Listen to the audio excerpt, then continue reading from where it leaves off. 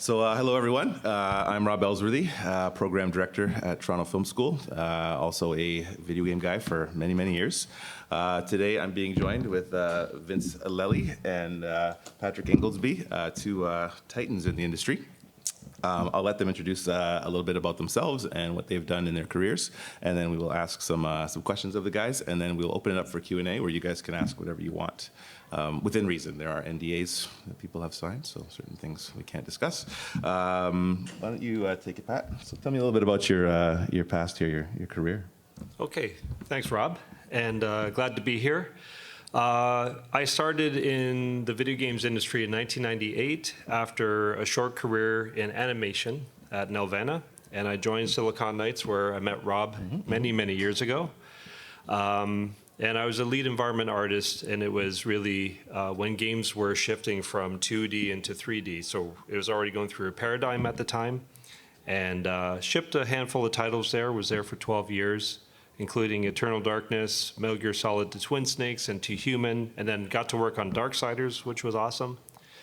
And in 2010, I joined Ubisoft Toronto as their first art director hire, and I worked on Rainbow Six Siege, which was called Patriots at the time, and enjoyed another 12 years as art director working on Splinter Cell, Blacklist, and had the opportunity to work on a beautiful game, Assassin's Creed Unity, which was a co-production, and then the Watch Dogs brand, so I got to enjoy that. And then I had a career with Torrent Banner after this on Chivalry 2, which some of you may have played, which was a lot of fun.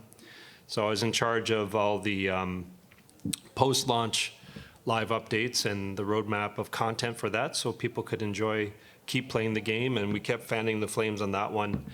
And most recently, Certain Affinity, I got to work with them for a short bit.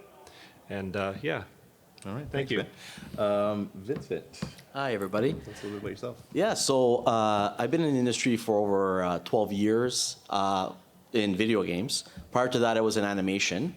So in total, about 25 years in the entertainment business. But I started at Ubisoft about 6 years ago as a concept artist, and some of the games that I worked on and I shipped, Far Cry 6, Assassin's Valhalla. I actually moved to Montreal to work on that game, and I also worked on Randarok, the DLC. So that was a lot of fun, and that was a highlight of my career.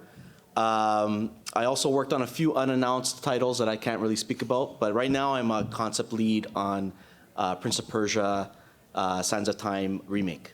So that's what I'm on today. Cool. Yeah. So Vince, I'll start with you. What made you get into video games? What was the inspiration that got you here? So that's a great question. As a kid, I would have to say, I always wondered how they made these things. And again, being an artist as a really young child, I was like, oh, I really want to do this kind of stuff. I want to make art. And animation was kind of my first love. Because I always played video games. Again, I don't want to date myself, but I have like the original Atari. But, that kind of, animation was changing a lot here in Ontario. And when Ubisoft opened up, that was one of the companies I always wanted to work for, because I loved, of course, the first Assassin's Creed 1 and 2. And when I had the opportunity to go work there, I was like, wow, one of my dreams came true. And that kind of, I guess it's kind of like a childhood thing, right? That's kind of, I always wanted to do something on that level. Yeah. What about you? Mine's a bit kooky. I was eating pizza as a kid in a restaurant in Niagara Falls, and they had Dragon's Lair. And it was like a fully animated interactive game, and I've never seen anything like it in my life. It took all my money, and it made me realize that you could make choices interfacing with entertainment and have a different outcome every time. So that was a real eye-opener at the time, and ever since I realized from that point that video games is the new art. It's the bleeding edge of art and technology, and it looks at all the past arts. It looks at film, animation, comic books, literature, even magic shows. Like, it's crazy. So I really wanted to ride that wave, and I didn't know how to get into it at the time, but animation industry was, my step towards that, and that got me into the digital side of entertainment. And luckily, it led me to getting into Silicon Knights back in the 90s. That's great. Yeah. So I should say that I also worked at Silicon Knights with this guy. I work at Toronto Film School with this guy, and I've worked at Rockstar for a decade, working on Grand Theft Auto, Red Dead Redemption. Max Payne. I started on the Warriors. Now I'm making my own stuff. So a lot of games for me as well. And for me, I was an arcade rat. That was the same kind of thing. I used to spend all my time in the arcades when I was a kid. Spent a lot of money, a lot of quarters, same as I'm sure everyone else here. And I also had the Atari, ColecoVision, all that stuff back in the day. So I've been into it for a very long time. I had a brief stint out of college as a music video director, where I did fairly well with that, and then realized I wanted to make games, and that's what I'm doing now. So just bringing that up. Was there a moment, I'll ask you, I guess, because we're kind of bouncing it back and forth, when you were making a game that you realized, oh man, this is exactly the right place for me, and this is what I should be doing? Is there any kind of like a big moment for you where that happened?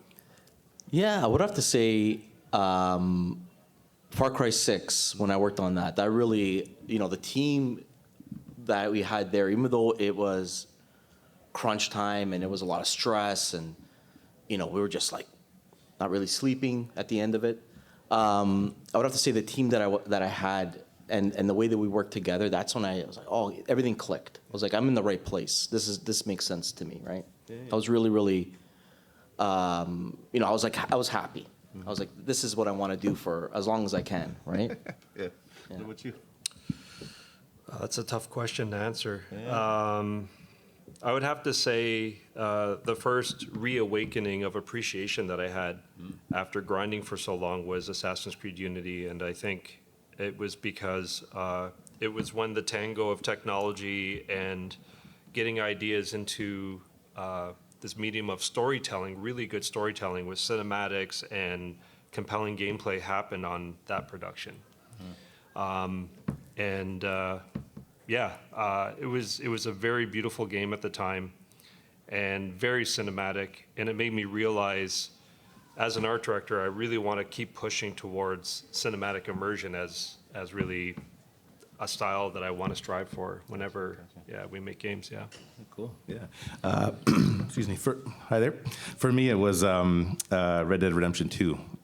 Previous to that, I'd worked on a lot of stuff kind of at the bottom of the barrel of the company. So, you just do what you're told, and people make all the decisions, all the creative decisions for you. And then I slowly worked my way up. And then when I got to the position where I was in New York working on, one of the best titles I've ever had a chance to work on, I got to do a lot of the shot calling. So I actually got to, shoot mocap, make up gameplay ideas, and design the game. And that for me was like the best moment. There's always a couple, moments where you're like working late hours. Thanks for bringing it up. It's often quite a grind, and you find that you do have to kind of sometimes dig deep and find a reason to keep going, right? Because it's a lot of work and a lot of long hours, especially for some of these projects that we've worked on. But it is also rewarding, and for me, just seeing the results and also seeing fans play the games is pretty fantastic. So, that's what keeps me motivated. I think we should move on to the actual process of how this stuff's made. I'm sure you guys all want to know a little bit about that today, right? That's what you're here for. So let's start from the beginning. You guys are both kind of involved in the art process.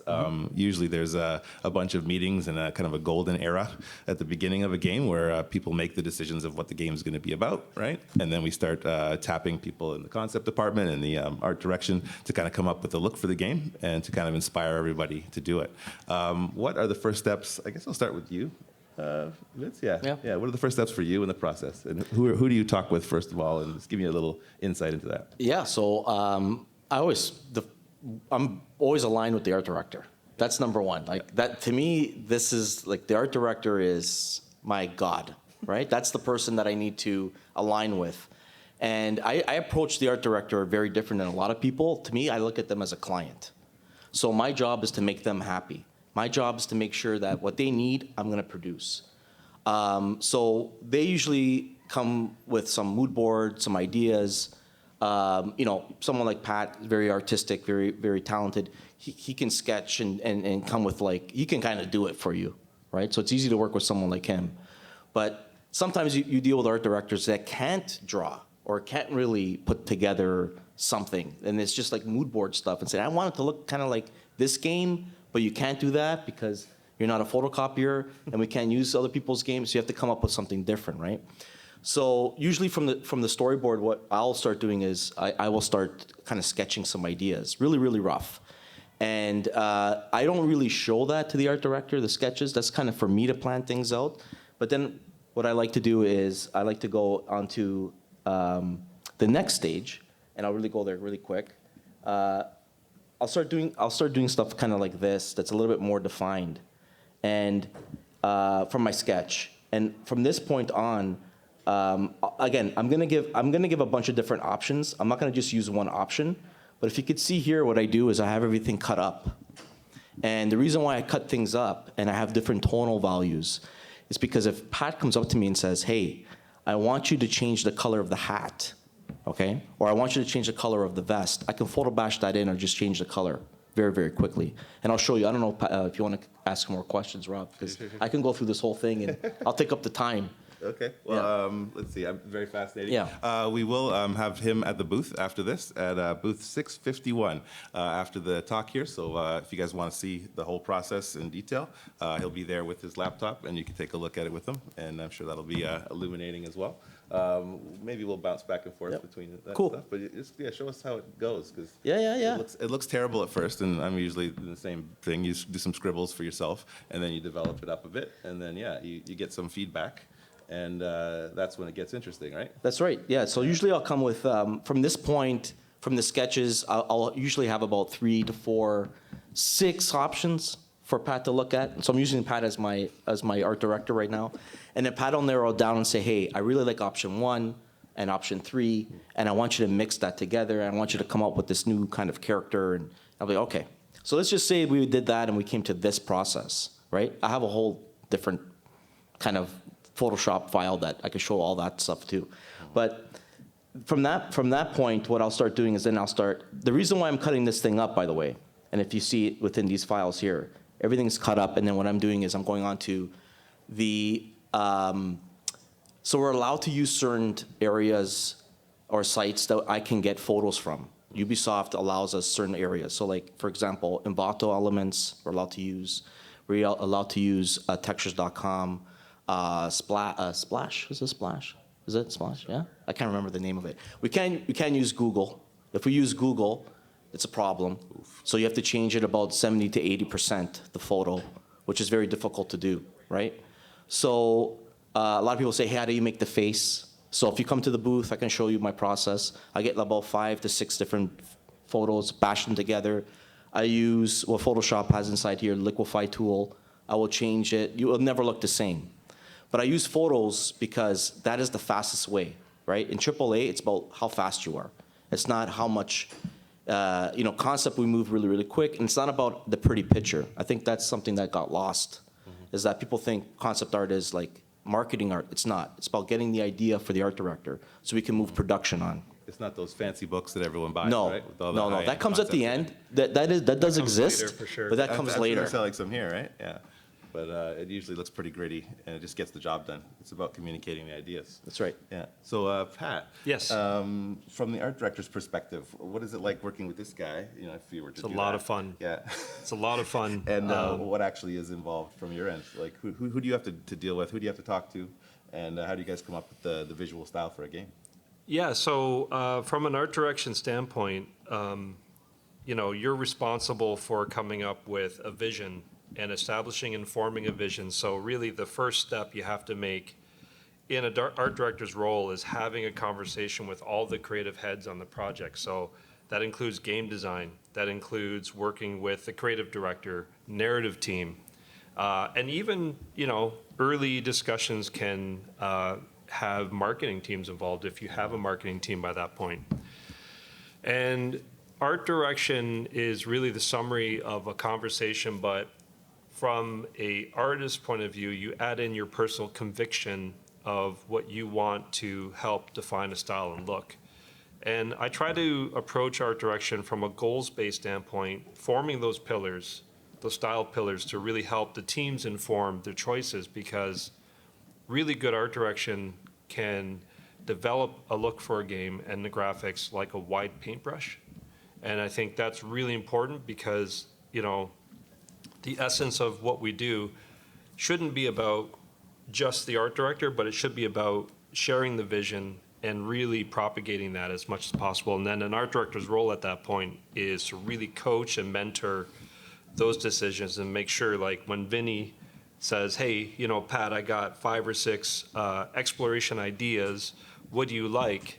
It's my chance to really look at that and see Vince's angle on the ideas and the discussion that we're having. And really, art direction is a very well communicated creative discussion. How do you handle disagreements? Anyone ever throwing you for a loop? That's a great question. I mean, it happens. It is a diplomatic process. I think what's important is being able to, that's the power of visuals and the power of expedience and putting ideas together really fast is if someone doesn't fully see what you're talking about, you can show them and you can show the vision, set the target. And I like to see art direction and the concept process as, predicting the future, time traveling. You use your imagination and the team's brain power to put these ideas together. And this is what the game could look like 6 months from now, 2 years from now, that sort of thing. And it's super powerful. So I like to negotiate discussions with really good, captured visions, but then really good documentation that kind of simply breaks it down, why it's important, why it's compelling. And, it's an educational tool too. And there's always going to be discussions and changes. So you just have to, I guess, figure out what you're going to have room to move on, but what is really important for, the vision overall, and try to get everyone on the same page. Any other insights into that? So art direction is the hardest job, I feel, in the game. And, it's just because you have so many different departments that are kind of grabbing, need you and need your eye. And concept's the same way. I deal with a lot of different teams. I deal with level design, level art, UI. I even make sprites to go into, I help the programmers and I put those in. So, concept kind of just like art direction, but again, art direction is really high level, top tier. We touch everything. So disagreements happen. And I think more of my disagreement isn't really with Pat's. His disagreements are different than mine. Mine is more like, hey, I don't have that much time. There's only 8 hours in a day. I can't do all this stuff, right? That's my kind of thing. It's, but you're always negotiating, basically. I'm negotiating time for my team, right? Yeah. So my team, they'll get a lot of people that give you a lot of people say, hey, I need this tomorrow, and it's not doable, right? And I think that's where I get into I have to kind of wheel and deal and try to figure that out. No, there's no now. But Pat's more top level, that's a totally different discussion. Yeah. So I've been to many different game studios, just seeing how they work and whatnot, and worked at places all over. And one of the best parts is seeing the concept wall. There's always some kind of concept wall that people put up stuff. It inspires the people that are there. It brings everyone onto the same page. Often, if I said some crazy concept, I don't know, underwater cowboys, right? Everyone in this room is going to have a different idea of what that looks like. And so these guys are the ones who are going to give us that initial vision, and then we can all kind of realize, oh, this is what we're making. And I find that very useful, on my own side of things as well. When I'm designing a game or whatever, I might have a vision, but how do I get it out, right? So you have guys like this who can help you and work with you to get it. Obviously, it's back and forth, but and that happens during the development as the development continues. Different studios have different levels of flexibility. I don't know what's it like, like say a studio like Ubisoft. My understanding is that they lock things in early, and that you kind of are stuck with that for the thing once you've made these decisions. Whereas somewhere like Rockstar is just they'll throw the whole thing out and start over again if they're not feeling it. Is that accurate or not, or how do you feel about that? I don't think that's totally accurate because I think what gets locked in at certain points is, we have stage gates. We had stage gates at Ubisoft, and really the goal of those stage gates was to come to terms with what is being pitched as the promise of the game and what is the core innovation of that game. And of course, my component would be, and this is the visual target we want to go for and why. But the beautiful thing about game development, even at Ubisoft, was it's a development. So I think what excites me the most about the process is we'll have goals, we'll set the vision, we'll try to set up these targets to work towards, but as it exchanges hands in the development process through the pipeline, everybody's going to have their angle on it and some creative idea to really either complement it or even make it better. So it's tough. I mean, the thing that gets locked in really is the promise of like, this is the framework we're working towards. This is the thing that we understand we're going to be making, and we develop towards that, test it out, and then decide at that point, is it matching our success criteria?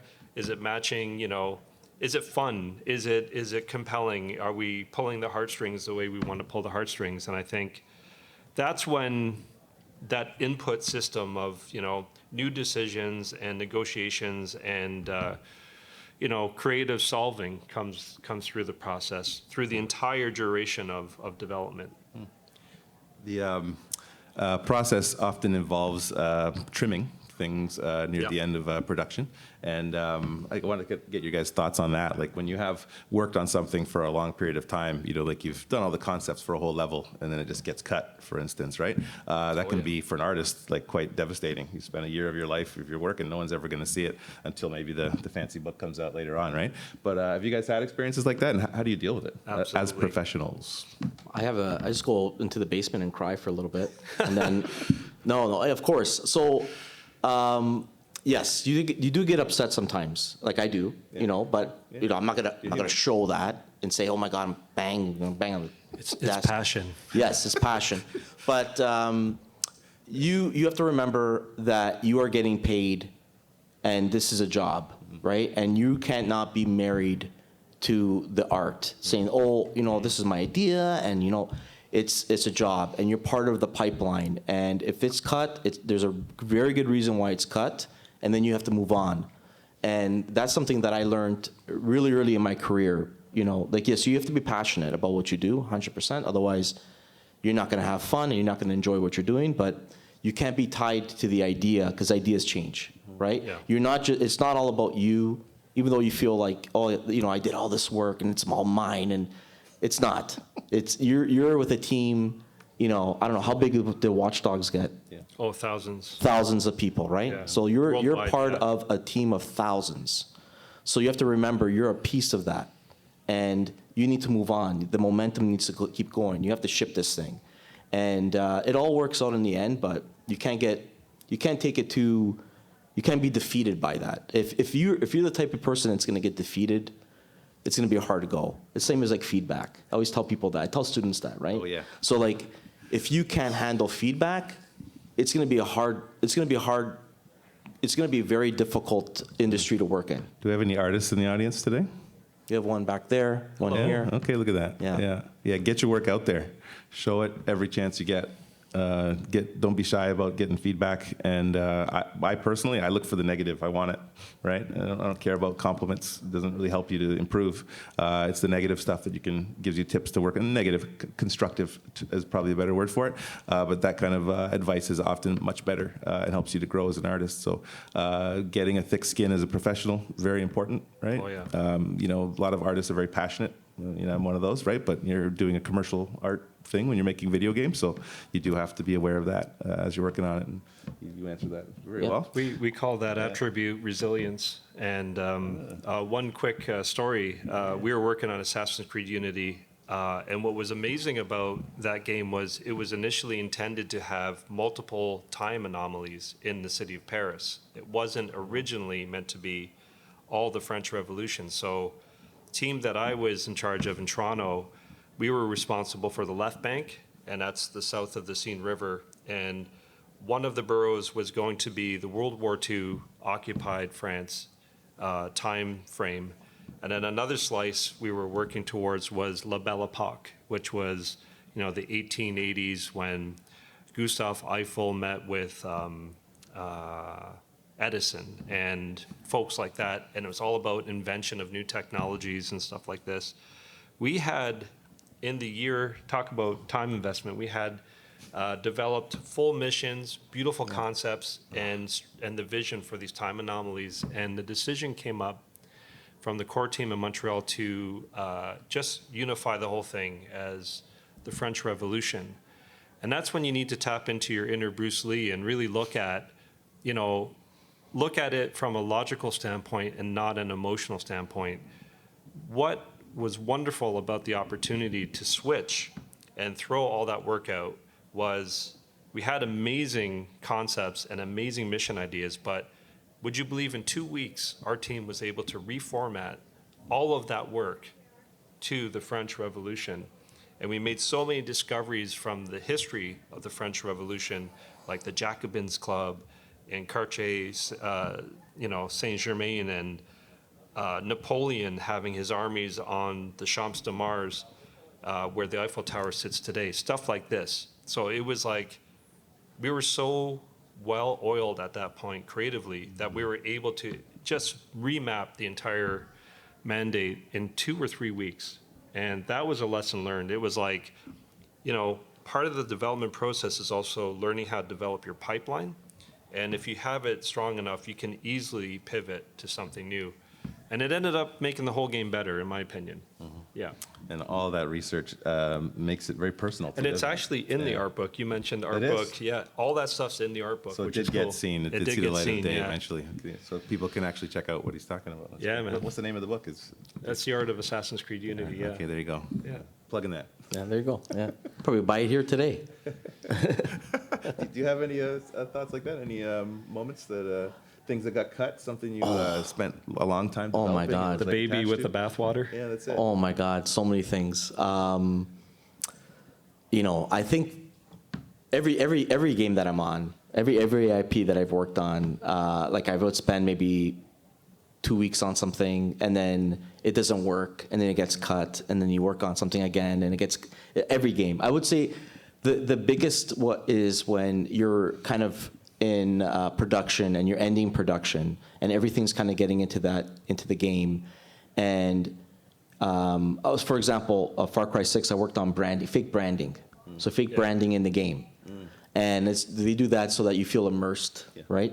And I remember a bunch of stuff that we made, just worked our butts off, just got cut at the end. Like hundreds of assets. Just like, can't come in. Because you have to make those hard decisions, right? Of like, there's not enough budget, and what they mean, they don't mean money, they mean like room. It's got to get polished. That's right, it's got to get polished, there's not enough time, we have to ship this thing. So, like things got cut, but we also learned, I remember early on, the same thing like with Far Cry 6 is that, it's based in a fake Cuba, right? If you played the game.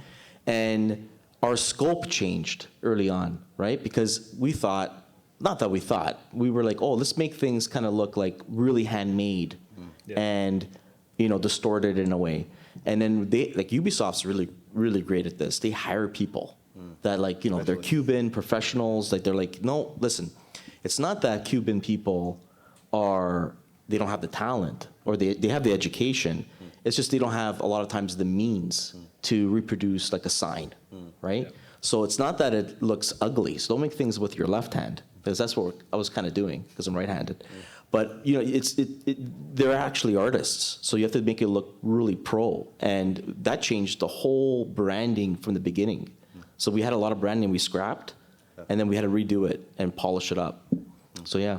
You learn during that process. Yep. So let's talk a little bit about what happens after this. So you guys conceive of the stuff, you get all the concept stuff ready to go. Then you have to get it made. Someone has to make the stuff and put it actually in the game. Then I'm sure there's a review process and a whole bunch of stuff after that. Maybe talk a little bit about that, what it's like working with the environment team, modeling things and creating assets. Obviously, you have to make a game look beautiful, but you also have to make it intuitive for the player so that they know where to go and that kind of stuff. Maybe a little bit of that. Yeah, sure. So you have all your concepts and you have your ideas. I have to leverage my communication skills as a director to quantify and put that into kickoff documents and host meetings with, both artists and game designers, like level design, for example. And very quickly, really, that's our chance to talk about what's important, what really supports that vision, and it could come down to signature props, type of weather and mood you want, and the key architecture, even right down to ingredients like, well, this area is known for these kind of trees. We want to make sure we account for that.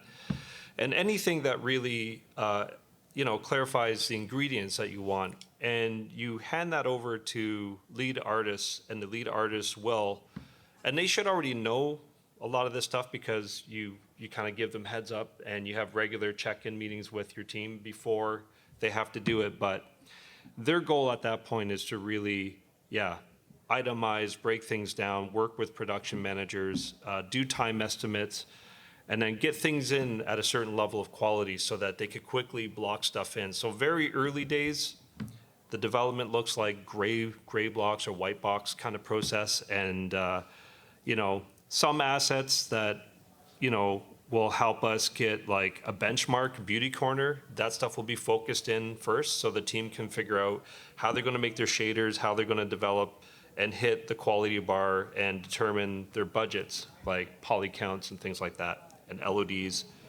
So it's really when the storming process starts forming, and the team has a clear idea of the goals, and really at that point, it's off to the races, and all the leads really bust their backs hard to just break it down. And it's like building a house in a way, eh, Vince? It's like, everybody's speccing out the job, coming up with estimates, and that's also when decisions are made like, hey, you're asking for too much stuff.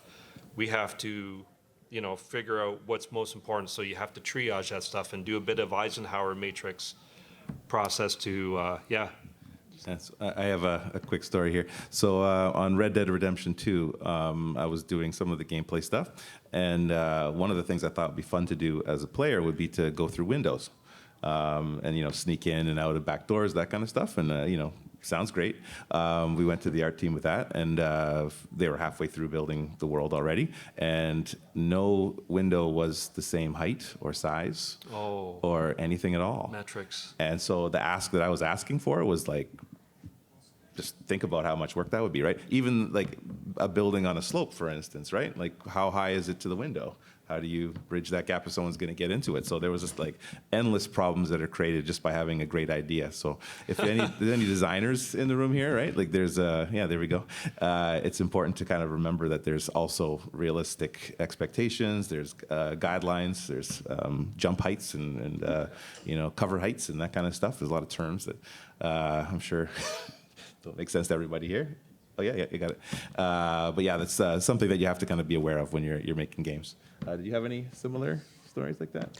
Not really. On the concept side, we're not privy to those kind of discussions. You just do it and then we just do it. That's not our problem. It's like that. This is your problem now. We kind of ship it to you. We'll come back and say, come back with another idea. I got one for you. So I'm modeling off of your design. Yes. And if you haven't figured out those details, like how things articulate and how they work, then I have to figure that out at my desk. And so I would be upset if I was getting a bunch of scribbles 100%. from the concept department. Right? 100%. Because then I have to do double the work to figure it out. And that is what we pay guys like him for, is to figure that stuff out and to make sure it makes sense, right?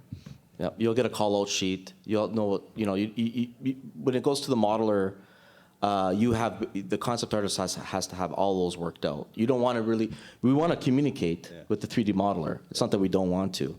We don't want them getting mad at us. Yes. because then it becomes like, hey, yeah, you didn't do your job. Yeah. If I'm asking you a lot of questions, because again, everything's time constraints, right? It's not that it's not that they're upset that they have to think, like, like, oh, I have to figure this out. It's just because they're under pressure, because they maybe have 10 characters to make or like develop, right? Yeah. So Time is the currency, isn't it? Yeah. time is the problem. And that is also the problem today. Yeah. So we're going to open up the floor right now to the audience for some Q&A. If you guys have any questions for these guys here, well, let's get to that. Sure, well, go ahead. I have two quick questions. Sure, two, First of okay. all, I know you guys work at Unity, Red Dead Redemption, GTA, Mm-hmm. Watch Dogs. And one thing that is talked about in the industry is about like procedure generation. Mm-hmm. But I feel at least Watch Dogs and GTA is a bit harder when both are like based on really famous cities like Chicago, San Diego, and Los Angeles. Mm-hmm. So was in the game any use of like procedure generation for buildings or like environments, or it was much more painstakingly creating every piece of the road because, well, you're kind of recreating it? And my other question that you can answer later is how you guys think how hard it is to enter in the industry right now? And I don't know how well you guys can answer this because also you're from school, so you're just like, hey, you can, So, yeah. So procedural stuff. Who wants to tackle that one? I'll tackle that. Yeah. So, again, time as a currency. I think the wonderful thing about procedural generation is that you can align certain aspects of the world you're developing to help solve stuff that I would consider still important, but not necessarily like the total defining factor of the game itself. So, for example, Watch Dogs Legion. We had tech artists work on procedural solutions to generate all the details on tops of buildings. So they literally would raycast and, determine, the volumes of the rooftops and auto-generate all the utilities that you would see. Something that a member of the team we couldn't afford to have them on that for 2 years straight, doing it by hand. So, it can be a godsend at that point. Also, foliage and fauna could be another example of where you could leverage procedural generation for that kind of thing. I mean, there's many applications. If you have a strong enough technical art team, they could interpret your architectural targets and set up a system like using Houdini as a backend to really just pull all that stuff together. And Assassin's Creed Unity had peri-pate, which was a click and drop kind of blueprint system that would, give you a dice roll of a bunch of buildings together. And that saved a ton of time.